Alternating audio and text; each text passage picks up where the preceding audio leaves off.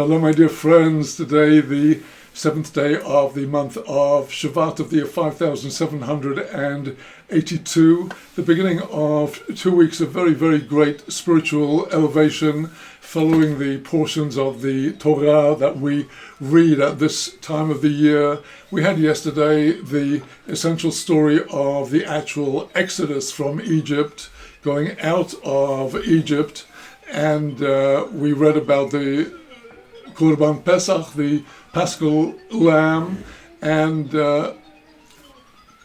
now we begin the week of the portion of Beshalach, which follows on with what is really the completion of the story of the Exodus, and that is with the splitting of the Yam Suf, the so-called Red or the Reed Sea, just when Israel needed it as they came forth from Egypt. And after sending Israel forth, all of a sudden Pharaoh and his ministers had second thoughts. And having thrown out Israel after the Makat Bechorot, the death of the firstborn, when Israel actually left and the Egyptians realized that their slaves had disappeared, they had second thoughts and immediately decided to send out a huge army to recapture them. And this was a moment of huge terror for Israel. And it's very important for us to understand why this narrative comes at the beginning of this portion, where right after Israel had sacrificed the Paschal Lamb, they'd eaten the sacrifices, they'd come unscathed from the plague of the death of the firstborn, with the destructive angels seeing the blood on the lintels and the doorposts of the Israelites. And now they went out into the Midbar, B'yad Ramah, with a hand held high, and all of a sudden here is this formidable iron army of Egypt chasing after them, the sea on one side, the wilderness, the mountains, wild animals.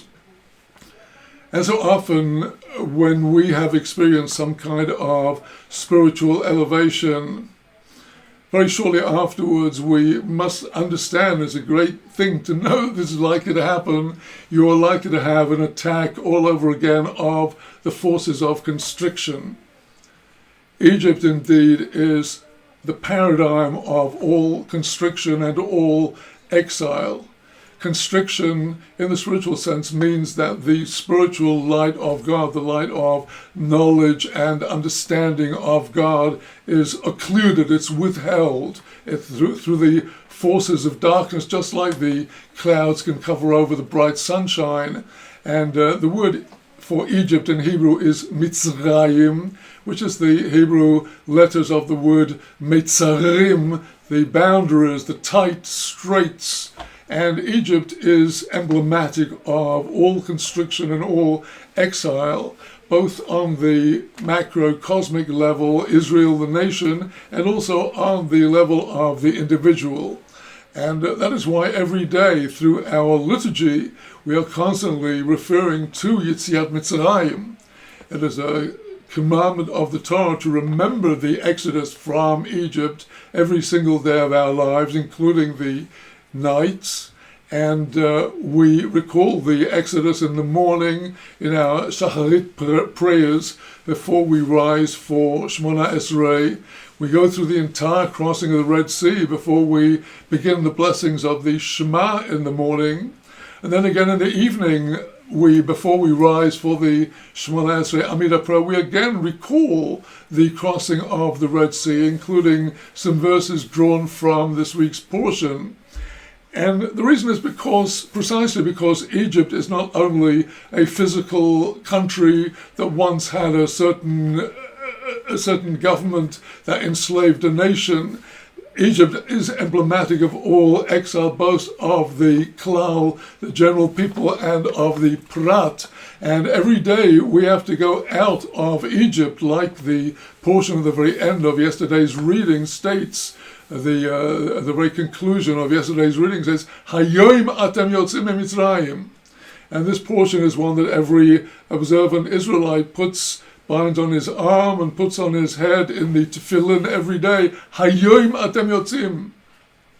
You have to think, today I'm going out, because the whole spiritual purpose is to get out of constriction and to rise up to what is known in Hasidut as moichin de gadlus, the mentalities of greatness. In other words, expanded consciousness, which comes when we supersede the metzarim, the constrictions of the forces of unholiness, the darkness, the forces of severe judgment that close off the sweetness and radiance of the divine light.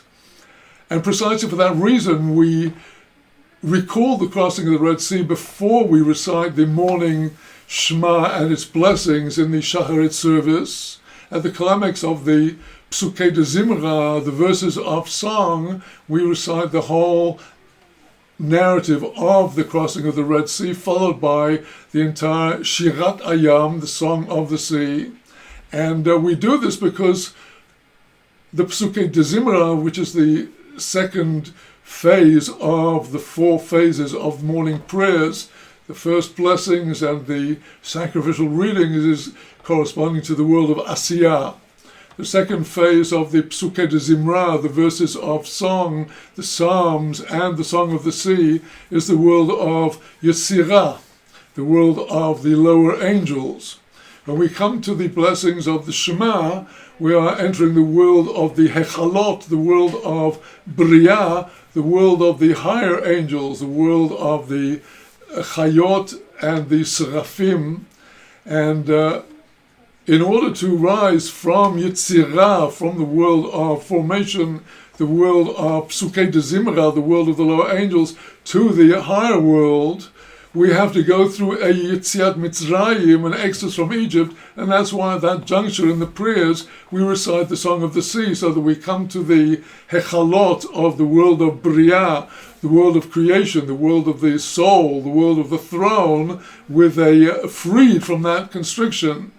Now, as we go through the Shacharit service, we come to the recital of the Amidah prayer just before this, and the blessing recited after the Shema and before the Amidah, known as the blessing of Geulah, of redemption. Again, we several times in that blessing refer to the exodus from Egypt and specifically to the crossing of the sea, because we are now having to ascend from the world of Bria, of the Shema and its blessings, to the world of Atzilut, which we enter when we will come to the Amidah prayer, the Shemana Esrei.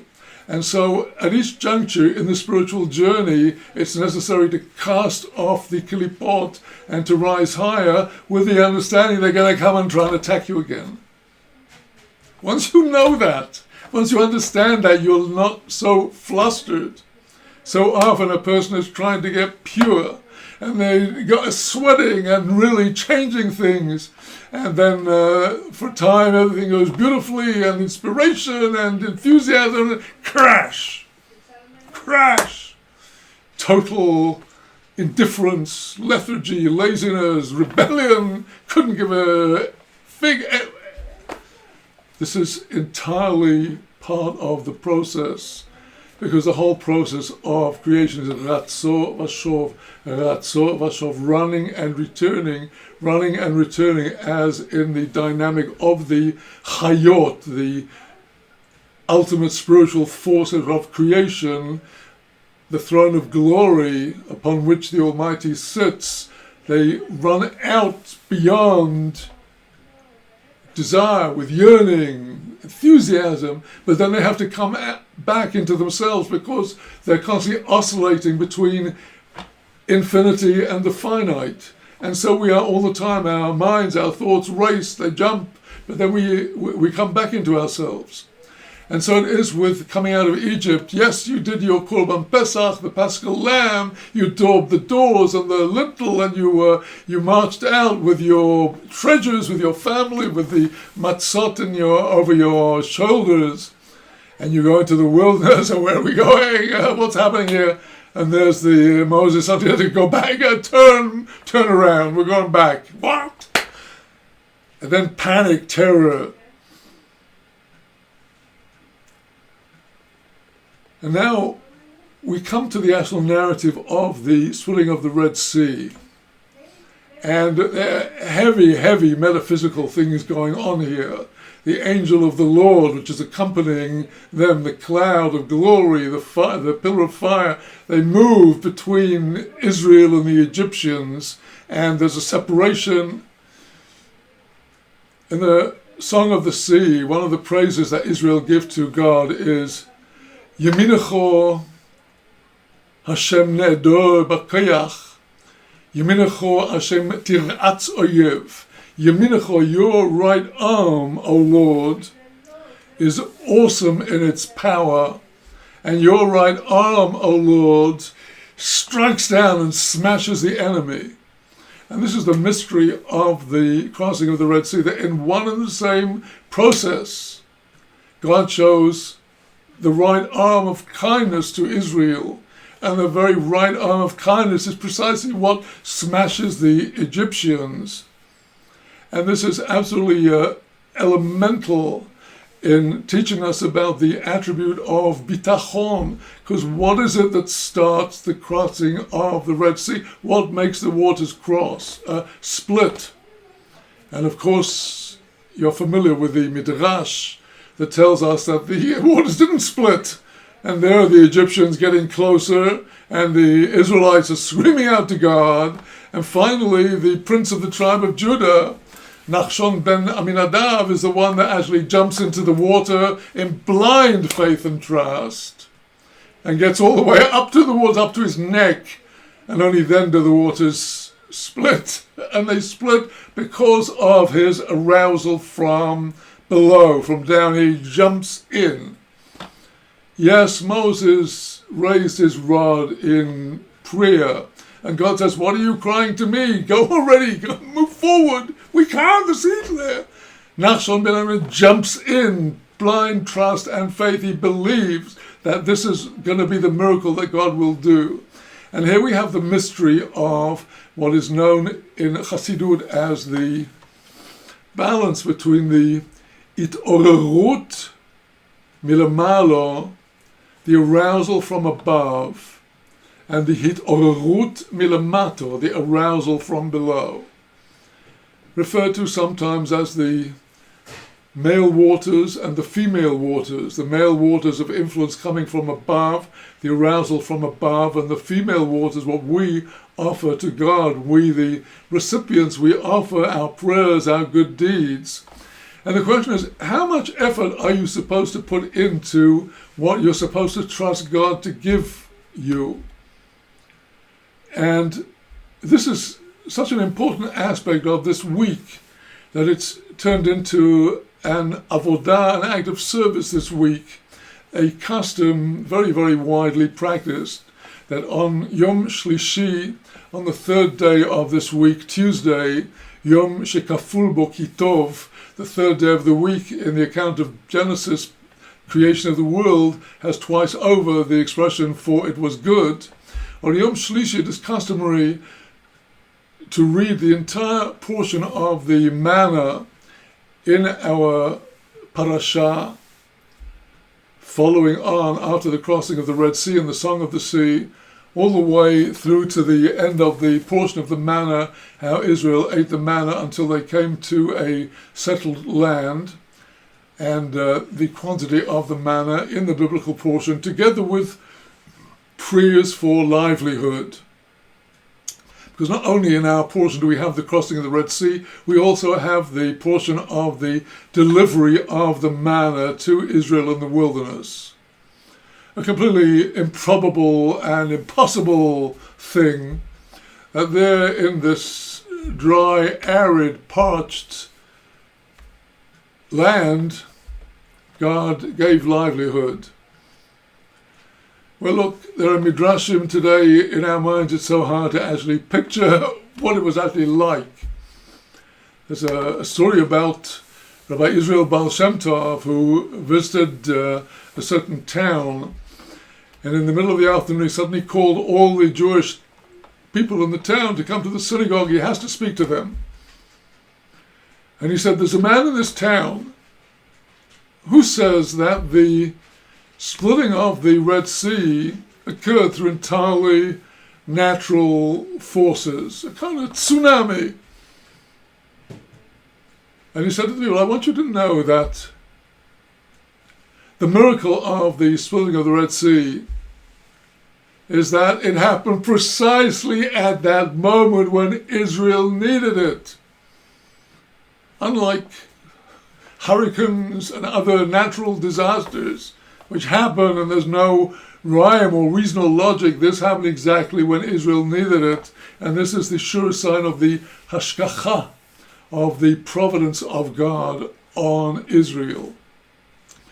And the same providence that we see in the splitting of the Red Sea is a providence that we have to accept and believe in our day-to-day livelihood, by which I mean not only if you're fortunate enough to have a paycheck or some kind of dividends, but also how your body assimilates the food and gives livelihood to your mind and your heart and your body and all of your levels of your being.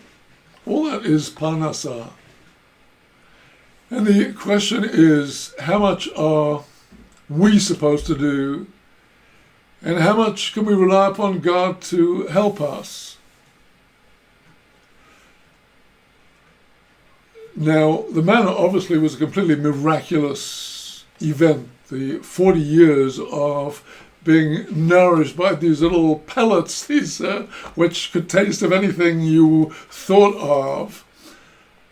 But let's take the regular case of people who are particularly in this catastrophic global situation with not only the so-called pandemic, but also the global consequences of, let's call it, global mismanagement of not only the pandemic, but the economies and everything, all the ramifications, trying for people who are not above the water level, trying to make ends meet and just to continue some kind of semblance of civilized life is hugely nerve-wracking, just as it has been at many times in human history for all kinds of people, just as it is for people in many parts of the world today who are literally on the borderline of starvation.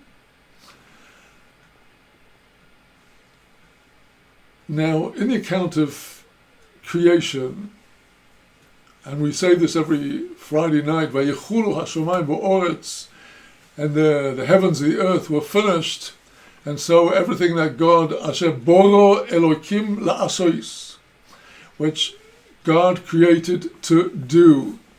What is the meaning of that phrase, God created to do? The meaning is that God did not create a complete creation where everything is laid out on a table in front of you. All you have to do is to put out your arm and take the food and put it into your mouth. You have to cultivate the soil, you have to till the land, you have to plant the seeds, you have to raise the crops and to harvest them and to separate the grains from the stalks and to separate the husks from the edible part of the grain. You have to grind them and you have to make some kind of a bread or other dish. A huge amount of work until you actually get your sustenance. And it's no good sitting in the middle of the wilderness today and saying, well, you said I should trust you, so rain down the bread from heaven, please.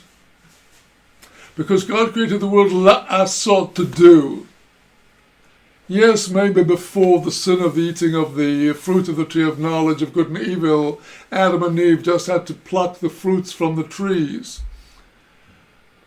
But to all intents and purposes, for all of our history, we're in the world where we have to take the initiative to make the tikkun, to accomplish all of the different tikkunim that are required in order to sustain ourselves, to feed, clothe, house, shelter ourselves, and have all the other things we need or think we need. And indeed, all of the labors that are forbidden to Israel on the Shabbat, the 39 different archetypal kinds of labor, embody all of the different manipulations of the environment which we are obliged to perform 6 days a week, and only on the Shabbat may we rest and finally enjoy the fruits of the toil of our hands. God wants us to work, but the question is, are we supposed to turn ourselves into workaholics and not give ourselves a moment of rest, but to be constantly chasing after livelihood? What is the balance between trust in God and the steps we have to take? And of course, every different person is quite different. If you look at across the phenomenal range of nature, the natural world, and all the different creatures in the world, the animals, the wild beasts, the birds, the fish, the insects, the minutest forms of life, everybody's eating everybody else basically. There are the herbivores are eating things like the vegetation, and then now the carnivores and the omnivores, the predators, who are, and much of nature is all about one consuming another, and I hope to address that, God willing, in the next discussion a week from now as we come towards Tu B'Shvat. But for now, let's focus on the challenges of making a living and doing what we have to do with trust that we'll be able to do it. I understand that in the case of predatory beasts like lions, only about 1 in 5 of their hunts actually is successful. And so it is in many cases with people searching after jobs, searching after opportunities, the right investment, etc. And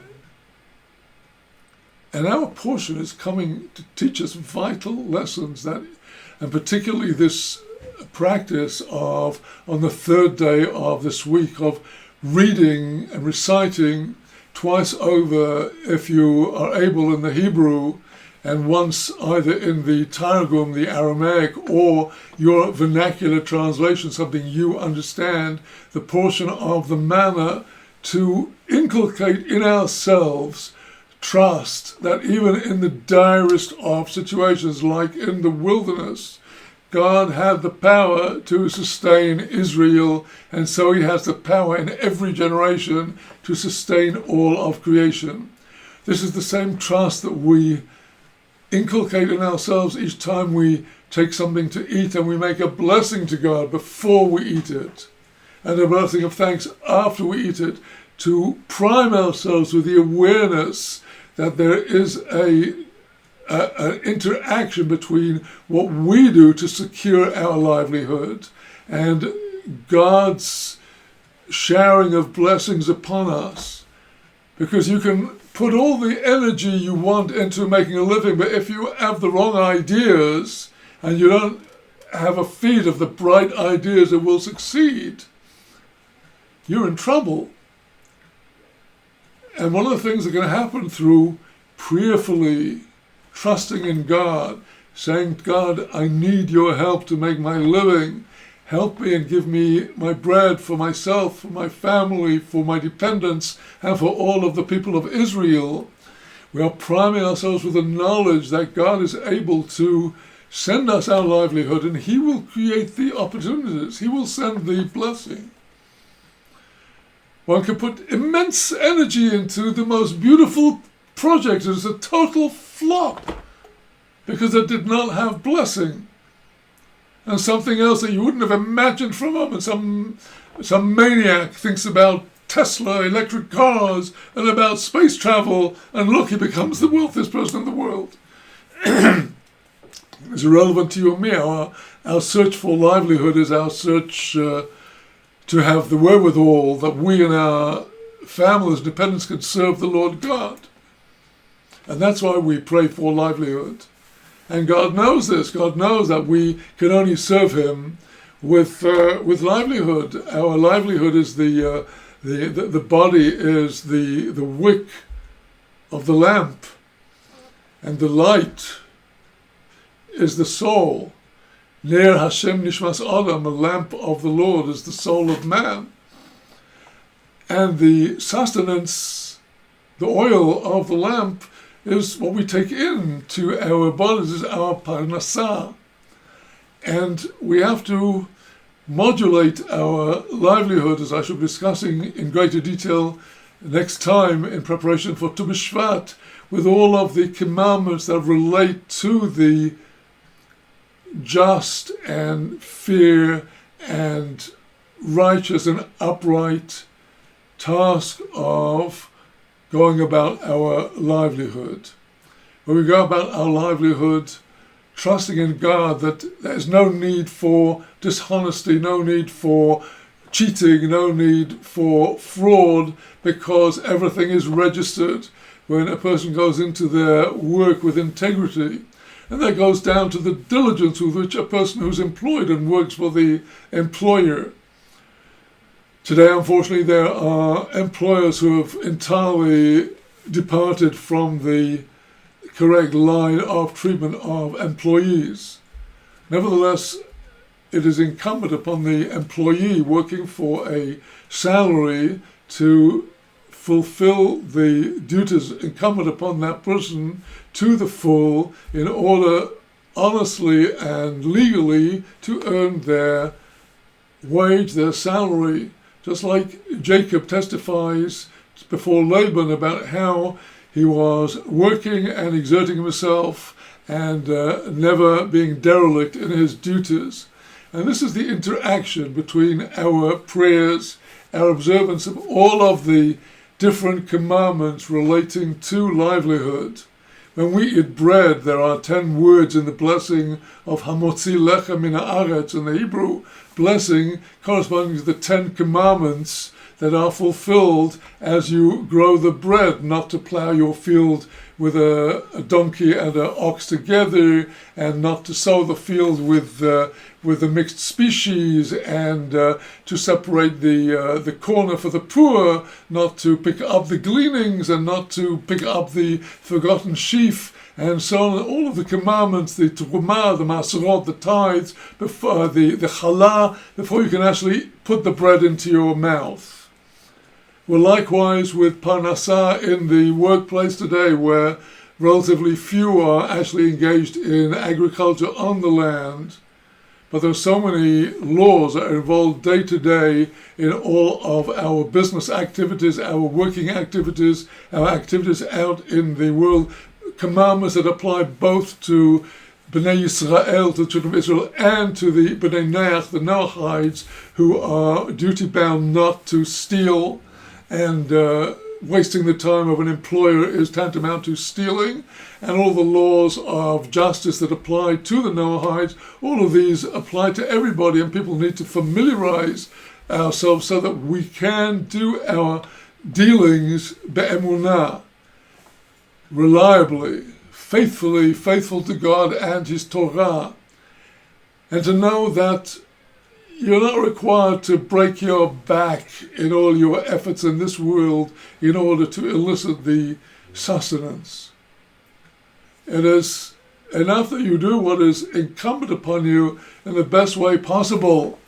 And you will find that if you are loyal and faithful in devoting time to your prayers with intent, and I'm not saying you have to be some kind of Nazir, some kind of Nazarite, or a monk that you have to spend 15 hours a day on prayer, but to give proper intent to the few prayers from the truth of your heart that you express. And if you do follow the line of the Torah in your dealings with others, and you do put your trust in God, you will find that your affairs automatically order themselves better than they do for the many people who don't do any of that and who wonder why things just aren't going for them. The true righteous have a blessing that comes into their livelihood unless something is being sent to them specifically to test them.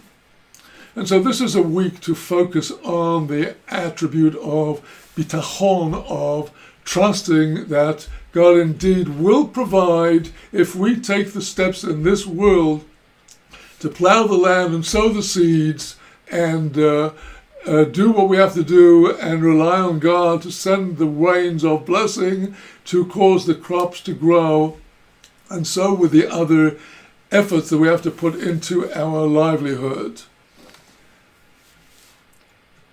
Well, now Israel, as we follow them through into the wilderness, as we follow these parashiot this week and next week, we are at the very climax of Exodus, the crossing of the Red Sea, the going out into the wilderness and coming to the wilderness of Sinai, which will be the content of our portion the week after this.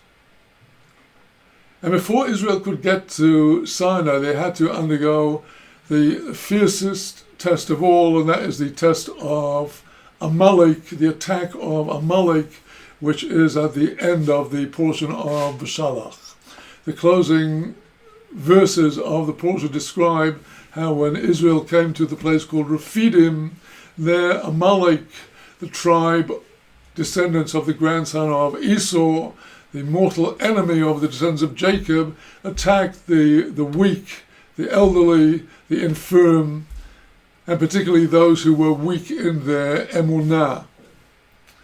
Amalek, which will be the subject of our spiritual focus all the way through the coming months of this year, 2 months of Adar, Amalek is the complete denial of the Torah of Hashem.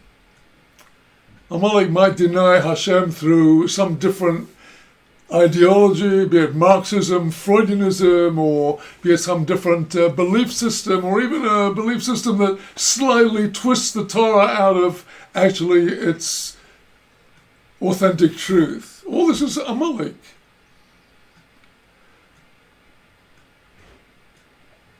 And this is a formidable test. We find in the portion that Moses, who is directing the war, he sends out Joshua of the tribe of Ephraim to physically fight Amalek, because Joshua is from the tribe of Ephraim, who is the son of Joseph, who is the epitome of moral purity and sexual purity, where Amalek is precisely the opposite. LGBTQAI, trans, whatever you want, meta, anything you want, that's Amalek. But Moses is there surveying with his hands raised up to heaven. V'hoyu yodov emunah. His hands were emunah. What do you mean his hands were emunah? His hands were emunah. The Aramaic Targum says he raised his hands in prayer. Reb Nachman said you have to have the emunah in the hands, in the asiyah, the doing. This is the whole connection between the arousal from below and the arousal from above. When we make the arousal from below, when we perform the practical commandments in business, in eating, in the kitchen, and all the other aspects of our lives, the arousal from below. When we do this, when we go out to take the steps we need to build our business, we have to put the emunah into the hands.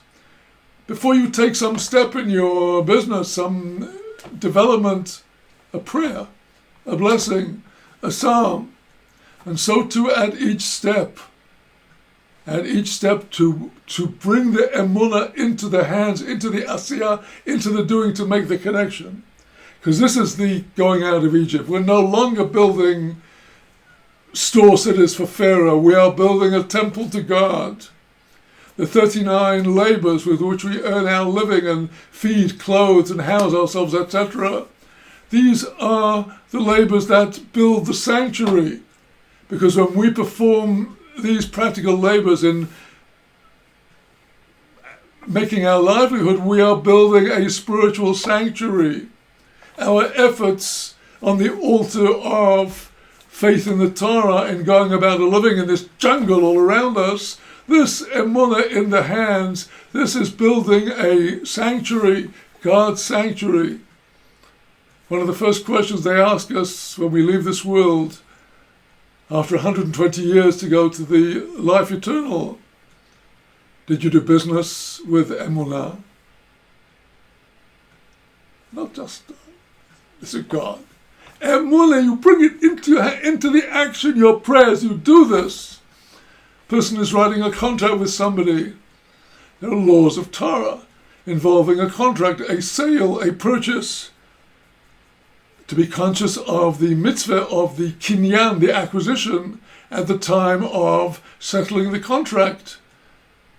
My word is my bond, and all of the other commandments relating to right and proper business. All these are our arousal from below, which will draw the blessing of God into our lives and into our livelihood.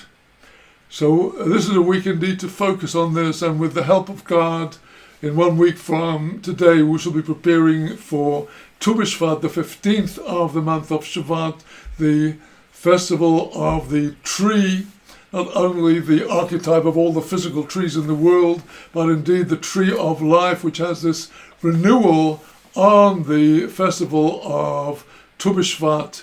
And there we shall be delving more into the mysteries of Parnassah, of livelihood, when we actually come to the blessings with which we make before and after our food. Because it's one thing to go into a house of worship or to be surveying a magnificent natural scene and to say, yes, God Almighty, the wonders of nature, how absolutely beautiful this all is. But when you're in the battlefield, lechem, bread, is the same Hebrew root as war. So much warfare goes into earning our bread, scraping our bread, squeezing our bread, war. And if you can keep your head above the water and you can conquer Amalek in that war, then you're really attached to God Almighty. You'll be able to answer on the Day of Judgment. Nosota v'nosota be'emunah. Did you take and give with emunah? To business back and forth with faith. And that is the secret of Parnassah, this interaction, creative interaction between the hitorut milamata, the arousal from below, and the hisorus milamalo, the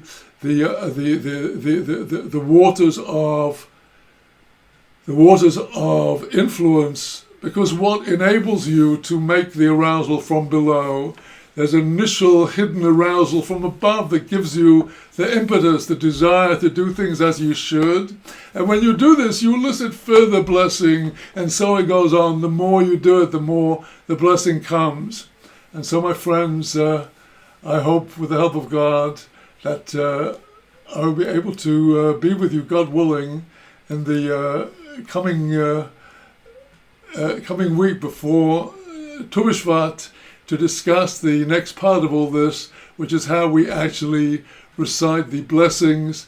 With that, my dear friends, shalom from the holy city of Yerushalayim.